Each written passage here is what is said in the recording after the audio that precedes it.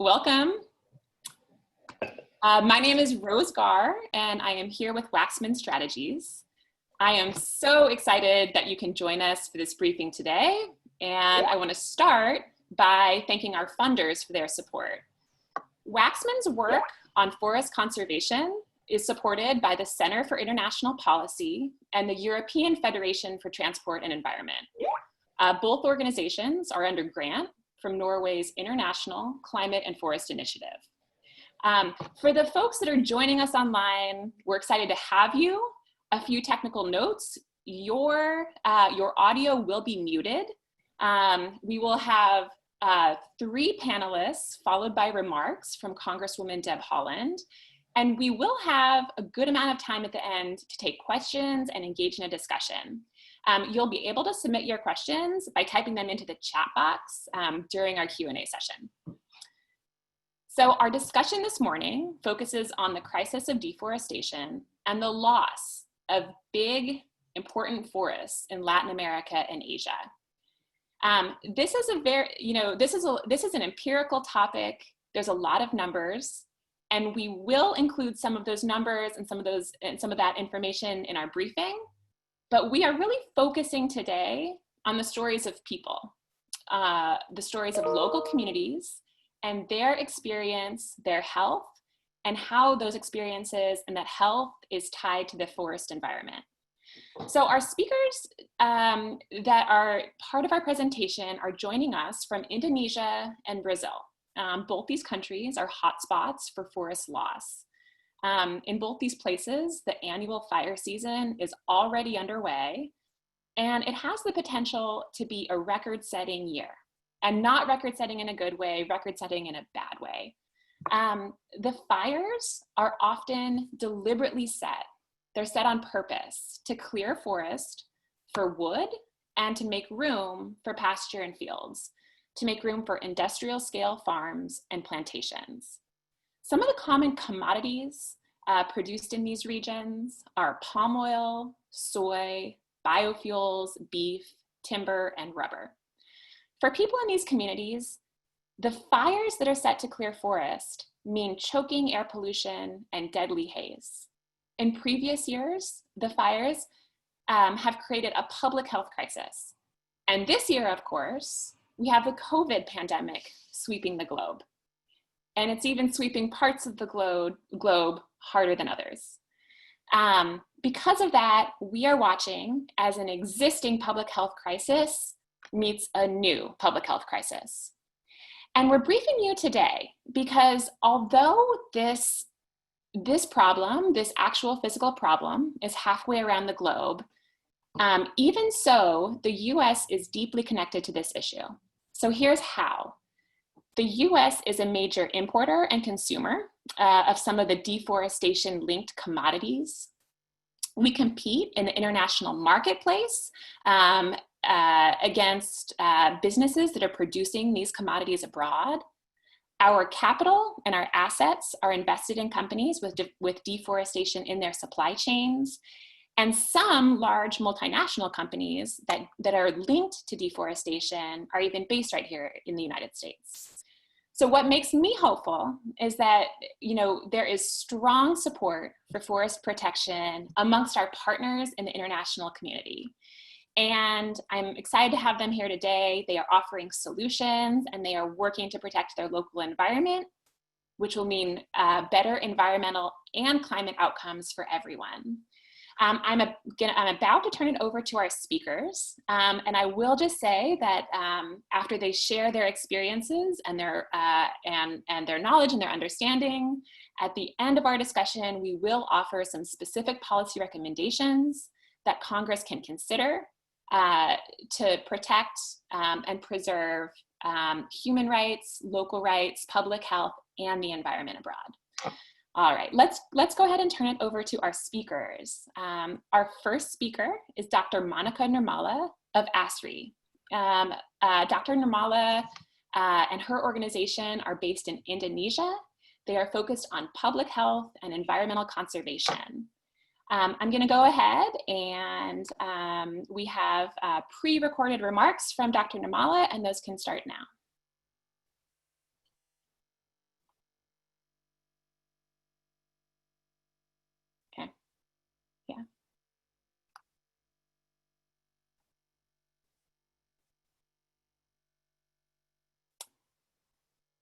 or they will be starting shortly.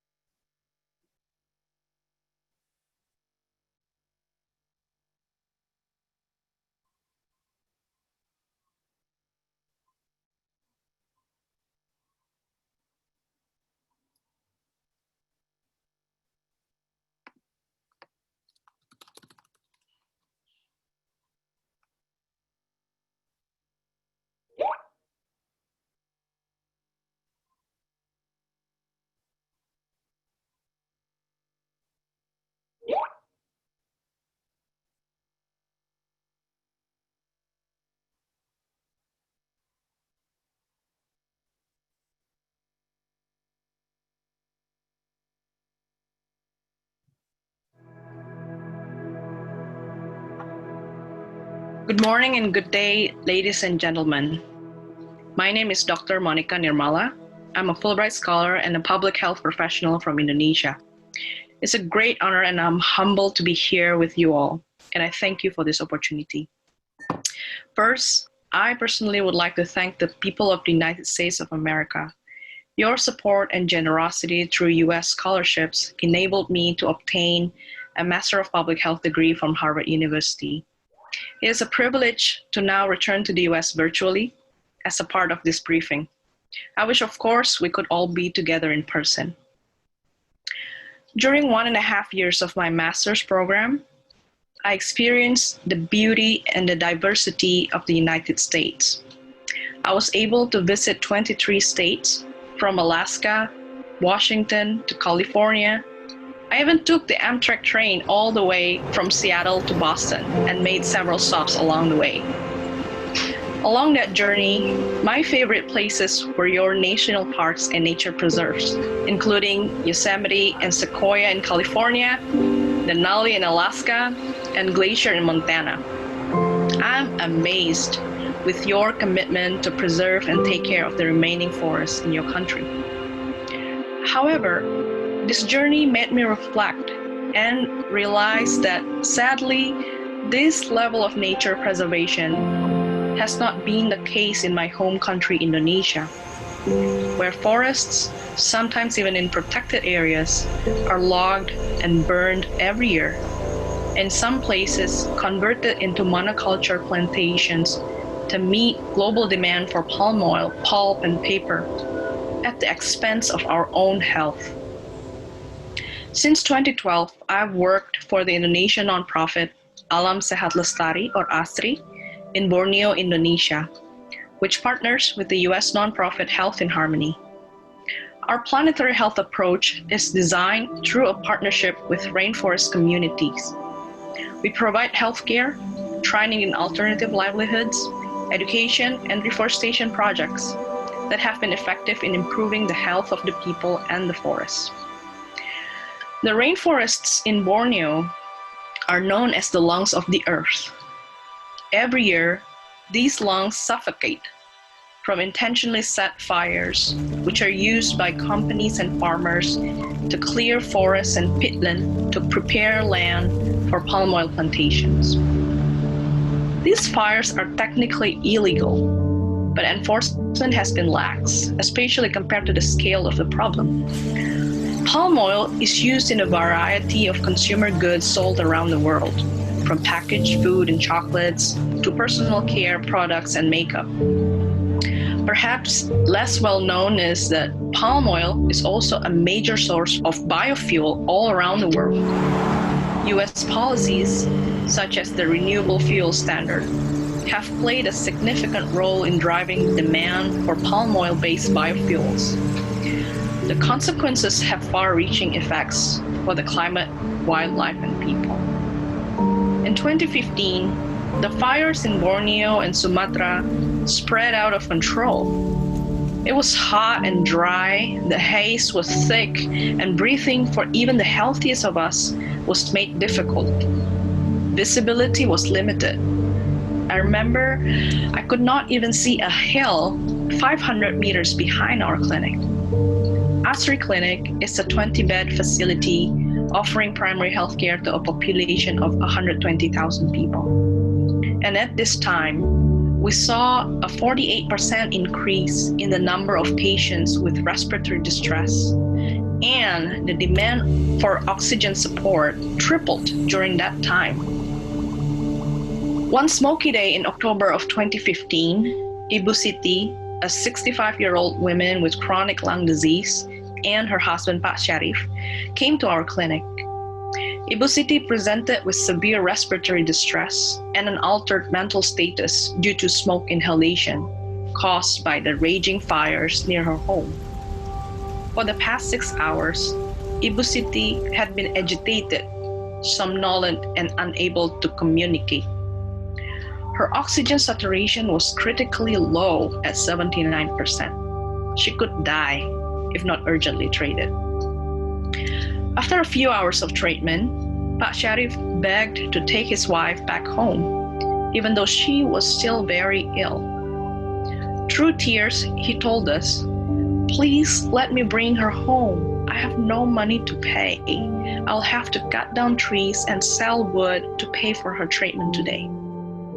We doctors were shocked, yet we insisted on keeping her at our clinic and told him about our alternative non-cash payment method, that he could pay for care in our clinic with tree seedlings that our conservation team would later use to reforest the burnt land within the national park. He appreciatively agreed, and thankfully, after 3 days of hospitalizations, Ibu Siti survived. Sadly, not all were so lucky. An estimated 100,000 people in Indonesia, Singapore, and Malaysia died prematurely from exposure to toxic haze in 2015. The cost to Indonesia's economy was also great, totaling a GDP loss of $16 billion. Last summer's fires were the worst since that 2015 episode. They consumed 4 million acres of land and cost Indonesia an estimated loss of 0.5% GDP and resulted in thousands more illnesses and deaths. Smoke exposure, especially the very toxic small particles called PM2.5, are associated with a variety of health outcomes, such as systemic and pulmonary inflammation, reduced birth weight, reduced lung function, increased hospital admissions, and elevated population mortality. There are long-term consequences as well. Recent research finds that the toxic haze from Indonesia's 1997 forest fires caused stunting in over 1 million babies. And now I'm very worried about how much more suffering and deaths from respiratory illnesses will occur if people are exposed to both haze and COVID this year, as it is now the start of dry season and Indonesia has yet to reach its estimated COVID peak. Forest fire and haze are also a potential threat to the crucial biodiversity that keeps forests naturally healthy. Gibbons, for example, sing less frequently in smoky conditions, which could interfere with their reproduction. Orangutans frequently get burnt alive in raging forest fires and their habitats destroyed. In fact, scientists believe that the forest fires episode of 2015 could have wiped out as much as a third of the world's remaining endangered orangutans. Of course, all those ancient trees and carbon-rich peatlands going up in flames is a climate disaster as well, adding huge amounts of CO2 to the atmosphere. To put this in perspective, daily emissions from Indonesia's forest fire in October 2015 exceeded the daily emissions of the entire United States economy. Needless to say, this wiped out any carbon benefits of using the palm oil-derived biofuels in the US. As we recognize the interconnectivity of forests, human health, and the whole planet, we start to see that the traditional beliefs of indigenous populations are being proven true by science. Many people in Borneo culturally believe that when they disturb the balance of nature, diseases will come their way. And they were absolutely right. 1% forest loss in Indonesia leads to a 10% increase in malaria. And firstborn babies whose mothers experience forest loss during pregnancy have higher risk of dying than their siblings. Though people living near the forests deeply understand the importance of rainforests for their lives and future generations, they often do not have any other choice except to cut down the trees to meet their basic needs, including healthcare.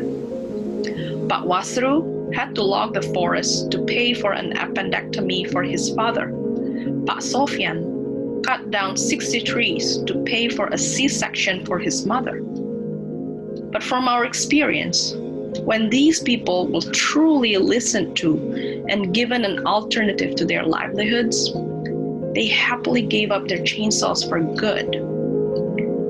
We can make a change in the lives of every single one of us, from America to Indonesia, by working towards producing international market value goods in a responsible and sustainable manner. Deforestation can also cause pandemics. Proximity between humans and wildlife is known to cause zoonosis, where diseases from animals jump to humans. And how can any of us now forget that deadly infections anywhere on the planet can be just one plane ride away? Also, do you realize where COVID-19 came from? Scientists have documented research that coronaviruses jumped from bats to most likely pangolins and then to humans. From 2010 to 2015, 83% of illegally traded pangolins were actually from Indonesia. So I started to wonder, was the wildlife sold in the wet market in Wuhan originally from forests in Indonesia? So when I say that the deforestation happening in Indonesia is done at the expense of our health, it does not mean only the health of my people in Indonesia, but it also means all our health, including yours and your families. This is the story of global interconnectivity. What you decide in Washington, D.C. tremendously affects us halfway around the planet, which then comes back to affect you. What we decide, what Pak Sharif, Pak Wasru, Pak Sofian decide, also affects us all. During my Fulbright time in the US, I was told that my role was to increase mutual understanding between our countries to make our world a better place. So, as much as I admire your commitment to preserve nature in your country, I feel compelled now more than ever to ask you to go beyond that. Let us together create a safer and healthier future for us all. We must learn to live more in balance with nature for all of our future survival and health. Thank you for your attention.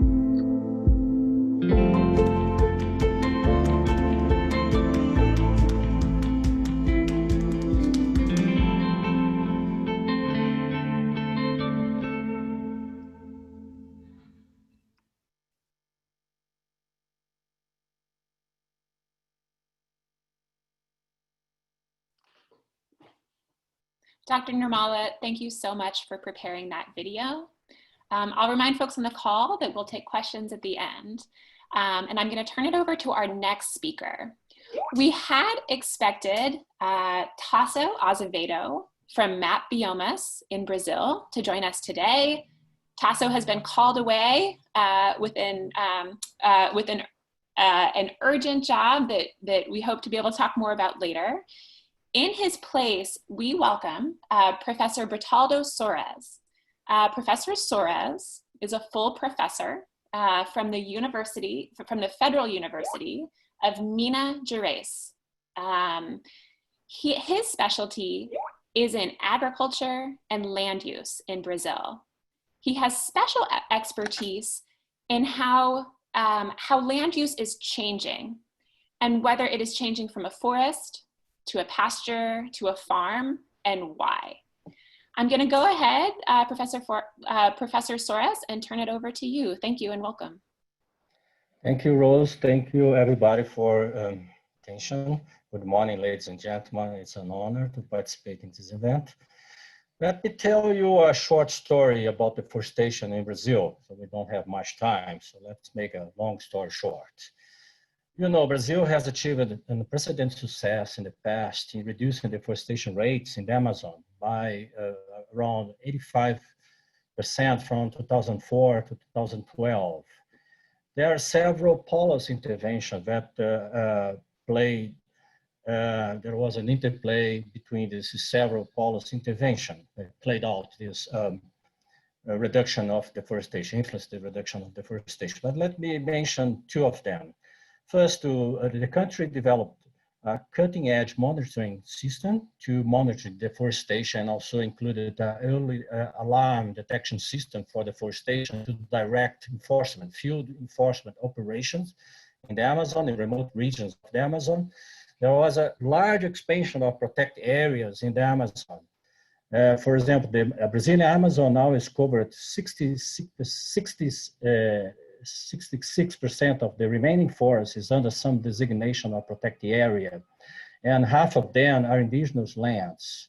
So the indigenous people, they are truly the guardians of the Amazon forest, because they are the ones who are conserving and also fighting the foresters. So, and also it's important to mention that there was a very strong synergy between NGOs, academia in Brazil, which was instrumental in influencing the government.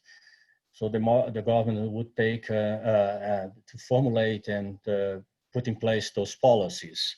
And this is part of the science, policy-oriented science. It's a legacy of the LBA project, which was, it's called the Large-Scale Biosphere-Atmosphere Experiment in the Amazon, was a joint project between NASA and US NASA and the Brazil government. And, this unprecedented success also produced a backslash, because, you know, there was increased pressure on landowners to comply with the law, with the environmental law, especially the Forest Code, which is a comprehensive set of laws regulating conservation on private lands. And so rural lobbies, they thought it would be easier to relax the law rather than abide by it. So in 2012, the Congress passed revisions to our Forest Code, relaxing the full Forest Code requirements, and also granting a large amnesty to pass the forests. And this is pass a signal to landowners, land grabbers, and legal loggers that they might change the law in the future so they can continue unpunished. And the situation has highly been aggravated under the current government. Rather than actions, I'm not going to list all the action, all the attempts to dismantle the Brazil environmental protection, but rather than actions, statements from the president and from Brazilian officials passed a strong signal that legal deforesters, they can continue breaking the law and they won't be punished. So this triggered a surge in forest fires in last year in the Amazon, associated with also steep rise in the deforestation rates, which brought international concern, especially from European countries, which Brazil has recently signed a trade agreement, the Mercosur trade agreement.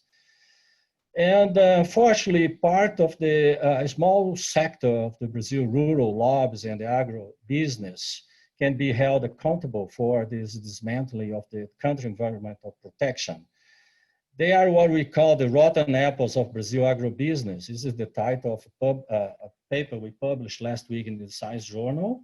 And we found that most of the agricultural output in Brazil is deforestation free, and only 2% of properties in the Amazon and the Cerrado, the major Brazilian biomes, are responsible for 6% of all illegal deforestation. So it's a small, very small sector, but very destructive sector.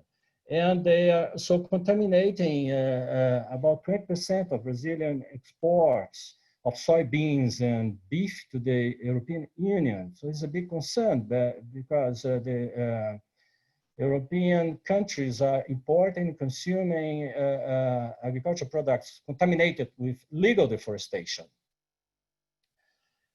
So it is a small sector, but very destructive portion of the agribusiness pose a threat to the economic prospects of the country, in addition to cause regional and global environmental consequences. The Amazon forest provides a series of ecosystem services to the Brazilian society and the whole world.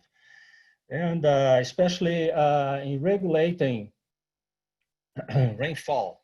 So soy farms, hydroelectric power plants in Brazil, they rely on the rainfall circulated by the Amazon forest. There is the image of the flying rivers flowing from the Amazon to the southeast of the country. So the Amazon forest works like a huge water pump, pumping water to circulating water into the atmosphere and sustaining productivity of the soy farming and ranching, beef ranching in the central Brazil, especially Mato Grosso state, which is the major agriculture producer of Brazil.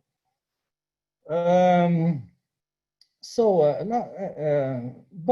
you know, we need to have a good outlook. Brazil has the right tools at hand to monitor deforestation, to free its main agricultural supply chains of deforestation. We have, there is a huge effort in the country to set up an online land registry, which now has the records of almost the 6 million of rural properties of the country. You can download the property boundaries, you can evaluate the environmental compliance, the forest code compliance for each individual property. And you can trace using agricultural transaction documents the origin of soy and beef, for example. So you can find the rot apples and eradicate those rot apples. So we have the right tools, but unfortunately there is no political will. In conclusion, not only Brazil, but also its international partners, they must acknowledge the shared environmental responsibilities in order to find a common ground to concrete solutions towards the conservation of the one of the most biodiverse regions of the world. Thank you so much. Thank you, Professor. I especially appreciated your comments on the trade that is flowing from Brazil and how, and your description of the tools that we have to actually monitor and track what are the commodities that are coming from recent deforestation to make sure that they are not making their way to consumers in the Western world. We will take questions at the end, and I am at this moment going to turn it over to our host for the event. Congresswoman Deb Haaland represents New Mexico. She is one of the first Native American members of the U.S. House of Representatives. She has a leadership role on the House Natural Resources Committee, and she is a champion of human rights and the environment. We are so excited that you can join us today. The floor is yours, Congresswoman. Thank you so much, Rose. Thank you, everyone, for being here. Thank you for having me here today. And thanks to our amazing speakers for sharing their experiences with us. Rose and the rest of the team at Waxman Strategies, thank you for organizing. I know this is never easy. but this briefing is important, and appreciate everyone who is taking the time to attend virtually.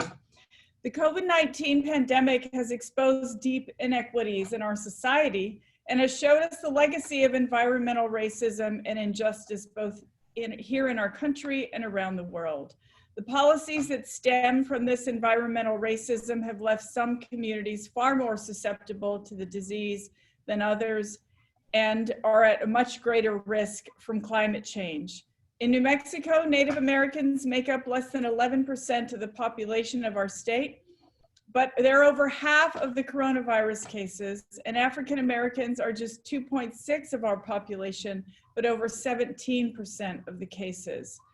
Years of exposure to radiation from uranium mining, like at my own Laguna Pueblo, that was home to the largest open pit uranium mine in the world for 30 years, and nuclear weapons testing, to methane leaking from oil and gas drilling that hangs in a cloud over the northwest corner of our state, the Navajo Nation, and to industrial chemicals from factories in their neighborhoods have caused underlying health conditions that make them more vulnerable to this disease. In other parts of the country, pollution in Cancer Alley, for example, in St. James Parish in Louisiana, disproportionately affects the Black community there. Immigrants and low-income residents in Miami's Little Haiti are being displaced because of sea level rise due to climate change. Blacks and Hispanics suffer from the highest level of air pollution in the country in Detroit, and the Newtok Village in Alaska is being forced to relocate due to rising tides and erosion. Around the world, deforestation through fire is aggravating respiratory conditions, and it's costing our brothers and sisters their lives to COVID. This terrible irony to all of this is that Indigenous communities have led the way on protecting our earth. Indigenous peoples in control of their lands are the most effective stewards of climate regulating tropical forests. Yet Indigenous environmental defenders face tremendous risks, encountering pushback and even criminalization for simply protecting critical family resources. We saw it in Standing Rock when police confronted peaceful protesters with water guns in the middle of winter time when they were out there protecting their land from a pipeline that would ruin their sacred lake. We see it in Brazil, which is the deadliest country for environmental defenders in the world, with intimidation and lethal violence falling heavily on Indigenous peoples and land rights activists. These are just a few examples of the influence of US policy abroad. Presidents Bolsonaro and Trump are taking extreme action to strip the hard-earned rights of Indigenous peoples to benefit extractive industries and commercial farming. These policies present threats to our communities, the integrity of ecosystems on our lands, and the stability of our climate.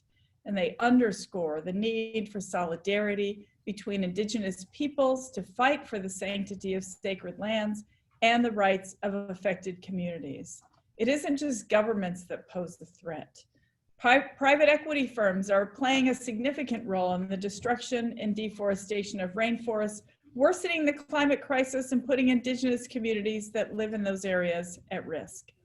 Rainforest, or a significant amount of global sequestered greenhouse gases, and their destruction represents a terrifying climate double whammy, if you will. When rainforests are destroyed by clear cutting or forest burning for road building or agricultural use, often at the expense of Indigenous communities, the trees release stored carbon as carbon dioxide, and we lose the carbon storing potential of the forests. Given the global climate impact of deforestation in the Amazon and other rainforests, it's deeply troubling that US-based private equity firms have taken advantage of weakened environmental safeguards by investing in the logistics and resource extraction industries to boost short-term profits at the expense of our global climate and Indigenous communities. Today's briefing is a chance for us to build bridges in solidarity in the fight for justice, for human rights, for climate justice, and for worldwide call for action against policies that put corporations over people. Thank you so much for giving me an opportunity to share my thoughts. And just again, thank you all for being here. Thank you. Thank you. Thank you, Congresswoman. Thank you. I'm gonna transition to our final speaker. Bustar Miter joins us from Indonesia, where he is the director of Econusa, based in Jakarta. Econusa focuses on East Indonesia and the indigenous communities, protecting their rights along with forest conservation. Econusa serves as a bridge between this area and these communities, their national government, and the international government. Bustar, I turn it over to you. Welcome. Thank you, Rose, and good morning, everyone in the US, especially, and evening here in Indonesia. First of all, I would like to congratulate my government, government of Indonesia, by taking a leadership action. So this year, Indonesia is be able to reduce the deforestation from 3.5 million between 96 to 2000, and now it's reduced to around 500,000 hectares. So it's quite a significant reduce of deforestation. Yeah.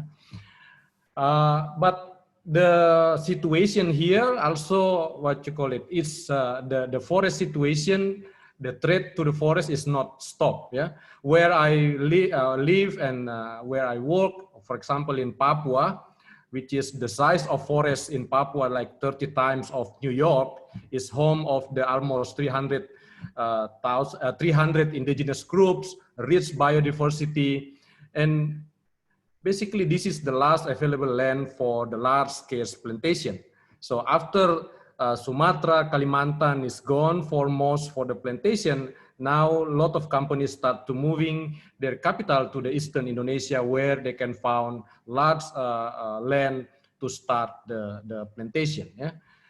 One of the example recently, probably some of you are reading the report from Gecko project, where there is a company called Corindo, the Korean Indonesian company, where they're only paying $5 per hectares land in Papua. And you know, and during the year between 1998 2017, they have cleared like 48,000 hectares, which is create profit for them like $300 million. You know, you can imagine that the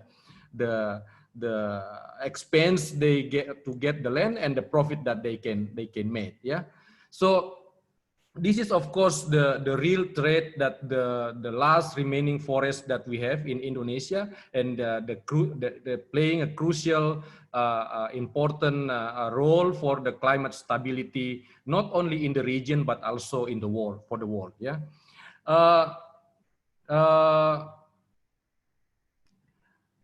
In related, for example, like at the moment in Indonesia, we are entering the forest fire situation in Indonesia. Hopefully, it's not worse than before. But what also making the situation worse is the lack of the governance itself, where the company can get the land easily with a cheap price, involving corruption, and you know, also undermining the law enforcement, and this is really driving the loss of the forest in Indonesia itself. During 2012 and 2015, there is a couple of companies basically involving in the forest fire in Indonesia, and then it's already been what you call it, judged by the country, and you know, and they should pay like $185 million penalties. Yeah, but up until now, there is none from the company is paying those penalties, and this is something that, you know, this is something that need to be enforced more in Indonesia. Almost all the fire in Indonesia, according to the government statement, is saying like it's caused by man-made. Yeah, which is fire is the easy way to clear and cheap way to clear forest. And the government confirm is 99% of the forest fire in Indonesia is by human activity, which is including the company activity. Clearing palm forest for palm and pulp. This is the major cause of the fires in Indonesia. In 2019, according to the government data, there is like 1.6 million hectares has burned in Indonesia. Yeah, and this is like almost 44% is burning is happening in the peatland area, which is this is the carbon rich area, which is cause huge amount of greenhouse gas to the atmosphere. This year, if we fail to manage the fire, the situation will become even worse. Yeah, and in 2019, 1 million people is suffered by the forest fire itself, and then this year with the COVID situation, it will be competing with the COVID and then the forest fire illness. So it will impacting the people health very badly. I hope this is the government can manage very well. Now with the COVID situation, Indonesian government allocating fund like 48 billion US dollar for COVID, and then we hope this COVID fund also can address the forest fire issue by working closely with the local community to fighting for the forest, to not impacting more worse to the health problem in Indonesia. Of course, we are expecting private sector playing a critical role, also not only government but also private sector. But since New York Declaration on Forest was adopted in 2014 to end the deforestation by 2020, I have seen a very little progress happening. Yeah, previously I've spent 11 years with Greenpeace, and then watching by my first hand, my own eye, deforestation, and really pushing the company to making a commitment for no deforestation. But since we are approaching end of 2020, almost all of the company who committing in the 2014 is saying that it's too complicated to end deforestation, or too complicated to clean their supply chains to the link with the deforestation, this is something that I believe the US government and the US community also can help, can support to enforce, to force the company, especially who's based in the US, not involving in the deforestation.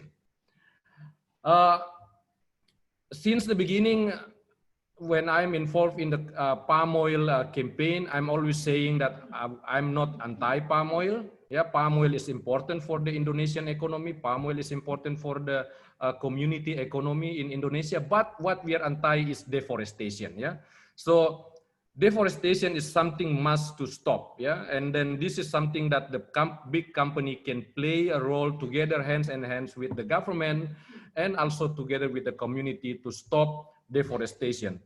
Palm oil should be not linked with the deforestation and socially responsible. Yeah, by adopting a sustainable and equitable economic development model, especially post-pandemic, we expect the pandemic will stop very soon, and we can start to rebuild the economy, introduce the new model of economy, more green, more protecting forests, and this is something that is important as a network in the international community to making sure this is happening, including in the US policy.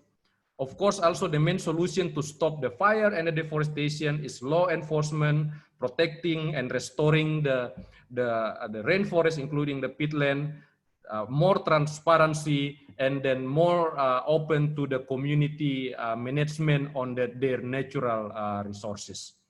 So I think that's all I can share with you tonight. So we can continue with the question and answer. Thank you, Ross. Thank you, Bustar. I am about to move into our policy recommendations, but first I want to just highlight and uplift a couple of points from both Bustar and Professor Soros's remarks that I think that we are in agreement with, which is that we are for the production, the responsible production of these commodities.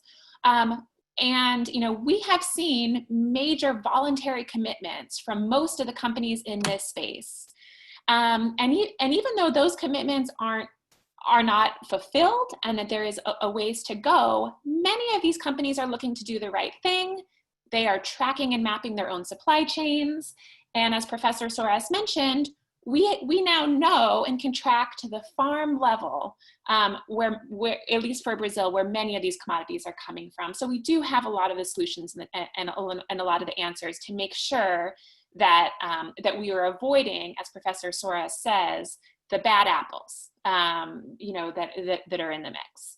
So in terms of our policy recommendations, our first recommendation is that we restrict access to US markets for commodities that are produced abroad as a result of illegal deforestation. As I mentioned, many companies are already doing the very hard work of mapping out their own supply chains to understand where exactly the commodities that they are selling are produced and whether they are coming from farms that have just recently been carved out of the forest illegally. When we have full disclosure on supply chains, transparency, and certification, we can give US consumers the confidence that what's being imported here and what they are consuming is actually free of deforestation, and especially illegal deforestation.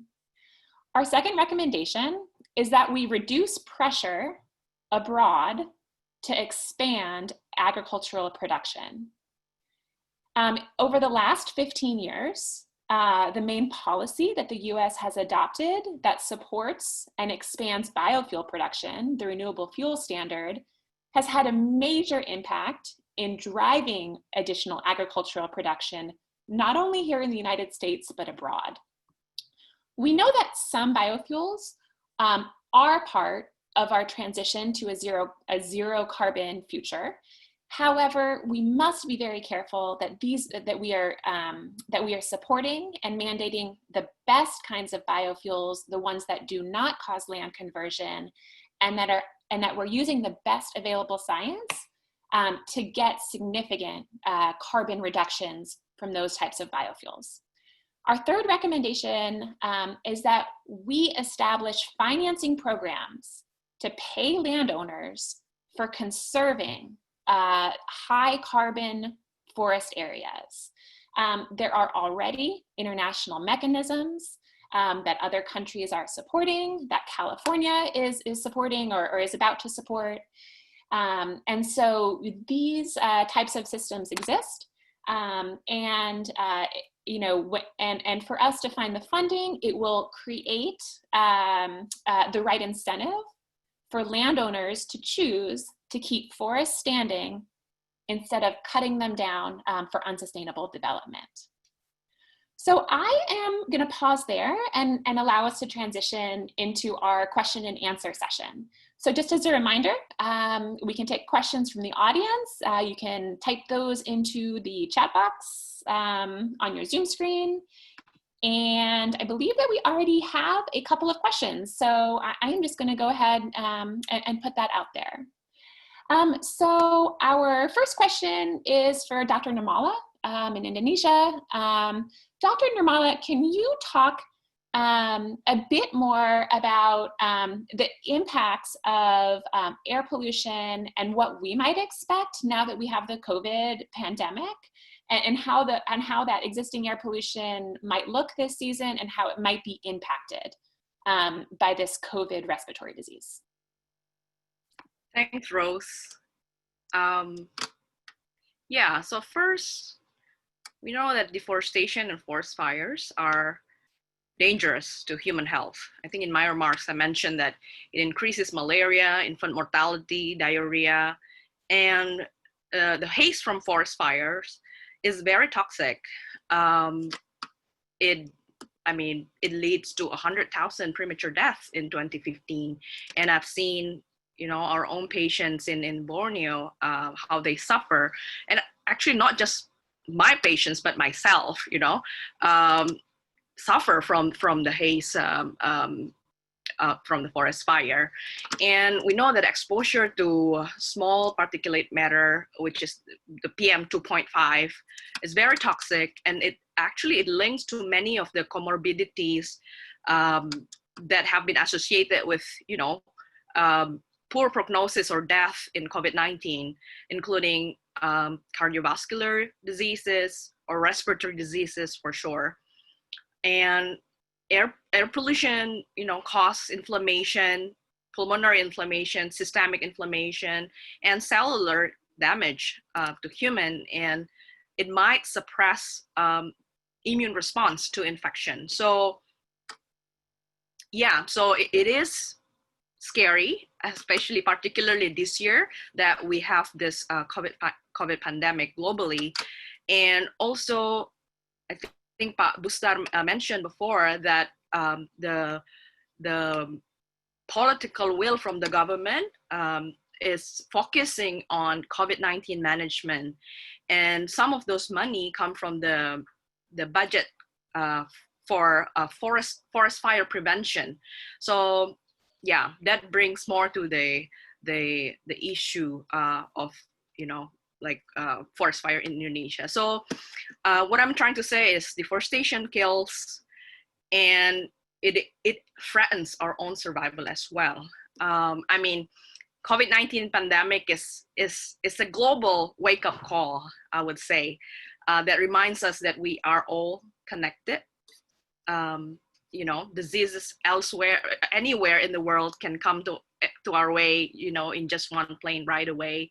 And deforestation absolutely brings closer proximity between human and wildlife.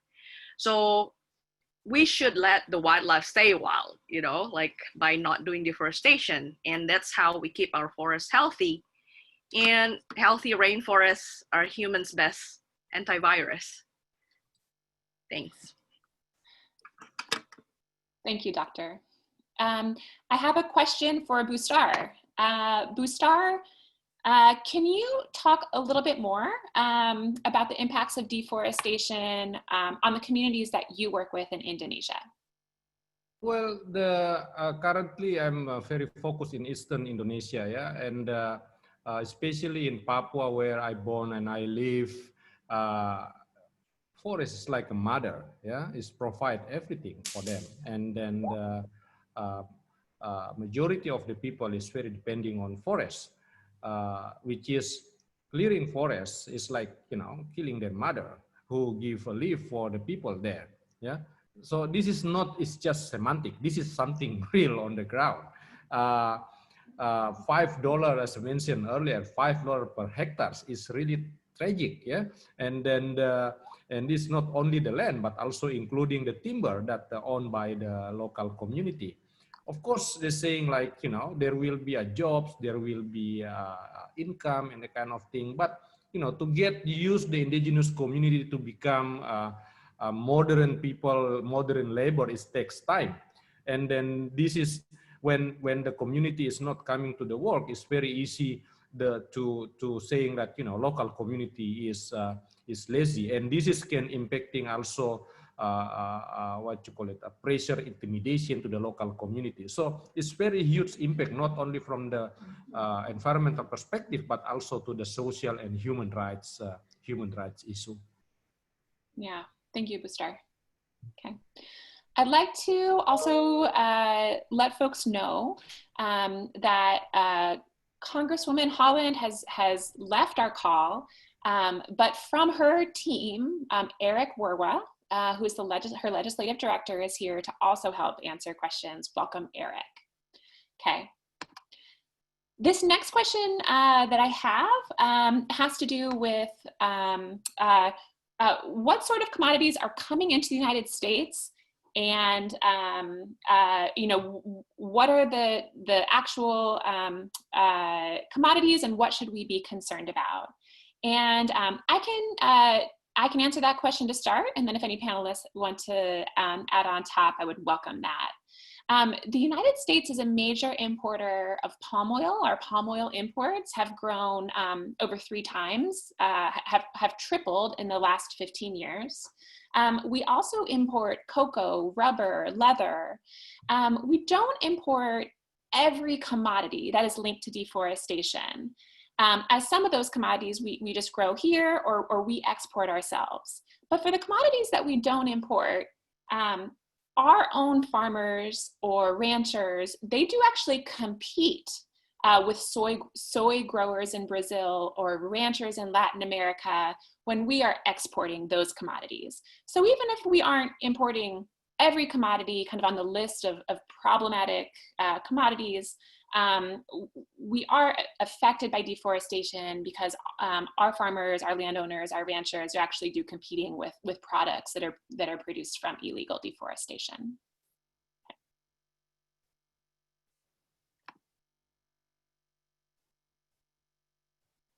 Okay.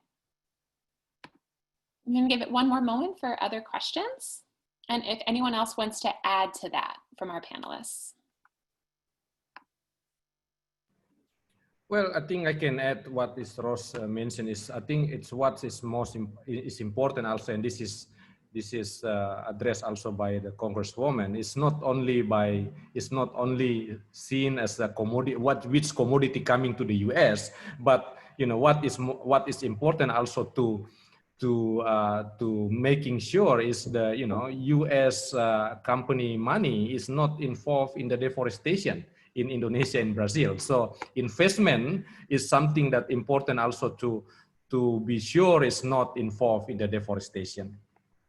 Yeah, thank you. Okay. Professor Soares, I have a question for you. You mentioned that through some of your research, you are able to track and understand from the farm to the producer or from the farm to the agricultural trader how these commodities are moving through the supply chain. Can you talk a little bit more about that as a possible solution and how that Yes. The thing is, in Brazil we have public tools. For example, the CAR, the online environmental registry, that you can access the information on the rural properties.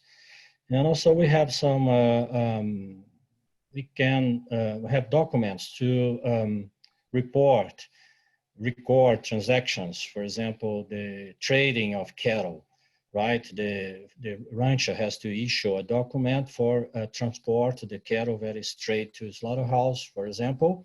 Not all this information is publicly available. And so we have the tools, but we have to put the tools to work for the supply chains. The thing is, it's rather to have a transparent and public system to have private certification companies, because there is a conflict of interest between the big companies and the certification companies that are hired by their own companies to be certified. So instead of having a multitude of certifying companies and certification schemes, it's better to set up a national and public system, a transparent system. Okay. Thank you. This is a question for Eric. Eric, can you talk a little bit about how your office or others that are interested in solving these problems may be thinking about tackling international and global deforestation?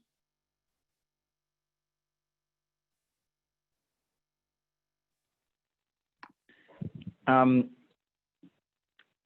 you hear me? Mm-hmm. In sort of recent weeks, kind of what we've tried to, we're kind of looking at it in a multifaceted way, some of the political aspects of it. Recently the Congresswoman introduced a couple of amendments to the National Defense Authorization Act, one of which was adopted, trying to limit the way the U.S. is using money to help just to prevent U.S. funds from being used to relocate people who are indigenous peoples who are being relocated in order to do this deforestation. And so getting at it from sort of a whole bunch of different angles. If we prevent those people, by protecting those people, also preventing the deforestation. We kind of tried to send a broader message about removing Brazil from the non-NATO ally list, which was saying generally trying to send that message that the overall policies are things that we don't agree with, and as a result, you shouldn't get to have a special status. So those are a couple of things that we've done most recently. We've also been working on some letters related to, we've been joining with some other offices in writing to companies, investment companies and other companies who are in the business of investing, telling them, encouraging them not to invest in this kind of project. So, there's a mix of legislative and just trying to use our weight to get folks to do what's right. Yeah. Thank you, Eric. And I will just add, that we are aware of policy development that is happening now that is fairly far along, and we expect to be introduced soon, that will require companies importing commodities from abroad to be able to certify that those commodities are not produced from illegal deforestation. And, as a way to restrict access to US markets, and require that sort of transparency and disclosure that some of our speakers have talked about. And I can give folks more information if they want to follow up after this event. Okay. So that is the last question that I see. So we are going to go ahead and close our briefing. I want to thank our speakers again for making the time to come. I know that folks are joining us when it's evening their time and at different times, and have done a lot to kind of make, to bring this together. I also want to thank our attendees today. I know this is a busy time. I know many folks are in Congress. Thank you so much for making the time. Take care. Thank you. Goodbye. Thank you.